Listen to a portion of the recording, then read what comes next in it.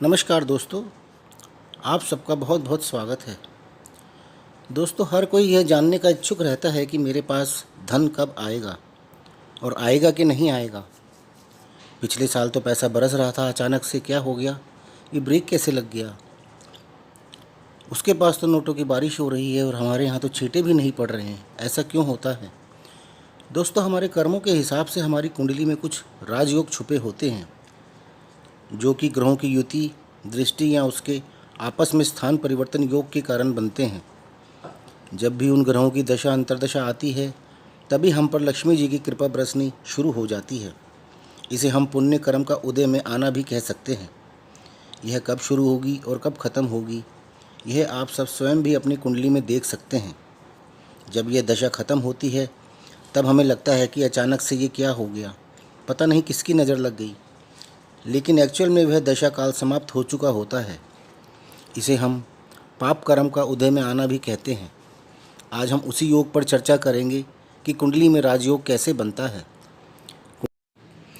कुंडली में बहुत अच्छा राजयोग जातक को राजा, मंत्री या समाज का बहुत ही उच्च पद भी प्रदान करता है और साथ ही धन, लक्ष्मी, वैभव व सारे सुख भी प्रदान करता है।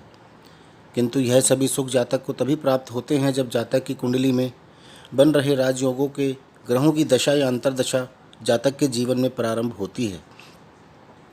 जब तक उन ग्रहों की दशा प्रारंभ नहीं होती, जातक जब तक इन सुखों से वंचित ही रहता है तथा यह सोच सोच कर परेशान रहता है कि पता नहीं मेरी किस्मत में कोई सुख लिखा भी है या नहीं। और जब राजयोग बनाने वाले ग्रहों की दशा शुरू होती है, तब वह जातक को रंग से राजा बना देते हैं। तो आइए हम जानते हैं कि राजयोग क्या होता है, कुंडली में हम इसे किस प्रकार से देखते हैं कि हमारी कुंडली में राजयोग है या नहीं।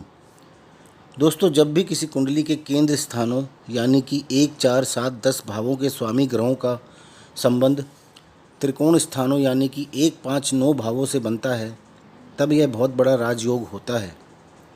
केंद्र स्थानों को हम विष्णु स्थान भी कहते हैं और त्रिकोण स्थानों को हम लक्ष्मी स्थान भी कहते हैं। इसे हम ऐसे भी कह सकते हैं कि जब विष्णु स्थानों का लक्ष्मी स्थानों से संबंध बनता है, तब यह बहुत ही बड़ा राजयोग होता है। राजयोग को हम 3 प्रकार से देखते हैं। जब केंद्र व त्रिकोण के स्वामी की आपस में युति हो यानी कि दोनों किसी भाव में साथ साथ बैठे हों, या दोनों की परस्पर दृष्टि हो यानी एक दूसरे को देख रहे हों। और तीसरा है स्थान परिवर्तन यानी कि दोनों एक दूसरे के घर में बैठे हों, अर्थात केंद्र का स्वामी त्रिकोण में हो और त्रिकोण का स्वामी केंद्र में हो। इसे हम कुल 11 तरह से देख सकते हैं, जैसे लग्नेश का पंचमेश से संबंध हो या लग्नेश का नवमेश से संबंध हो।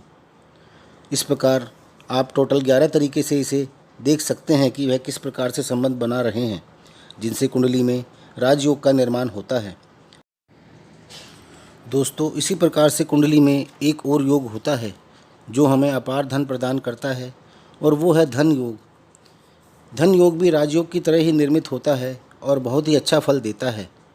जिस प्रकार राजयोग में केंद्र व त्रिकोण के स्वामियों का संबंध देखा जाता है, उसी प्रकार धन योग में धन भाव यानी कि दूसरा व 11वें भाव का संबंध लक्ष्मी स्थानों से जब बनता है, तब यह बहुत बड़ा धन योग का निर्माण होता है।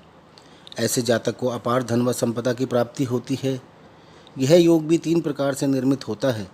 जब दोनों की आपस में युति होती है, या जब दोनों में स्थान परिवर्तन होता है, या दोनों का आपस में जब दृष्टि संबंध होता है। इसे हम कुल 10 प्रकार से देखते हैं। पहला, जब लग्नेश का द्वितीय भाव के स्वामी से संबंध हो। दूसरा, लग्नेश का पंचमेश से संबंध हो। तीसरा, लग्नेश का नवमेश से संबंध हो। इस प्रकार से कुल 10 प्रकार से आप यह धन योग देख सकते हैं।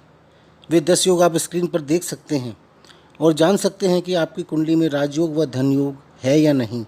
और यदि है तो उसकी दशा का समय देखकर आप जान सकते हैं कि आपका राजयोग या धन योग कब शुरू हो रहा है। तो दोस्तों, ये थी राजयोग व धन योग संबंधी जानकारी। आपको ये वीडियो पसंद आए तो इसे लाइक अवश्य करें, साथ ही हमारे चैनल को सब्सक्राइब भी करें ताकि आपको हमारे सारे वीडियोज़ का नोटिफिकेशन मिल सके। धन्यवाद।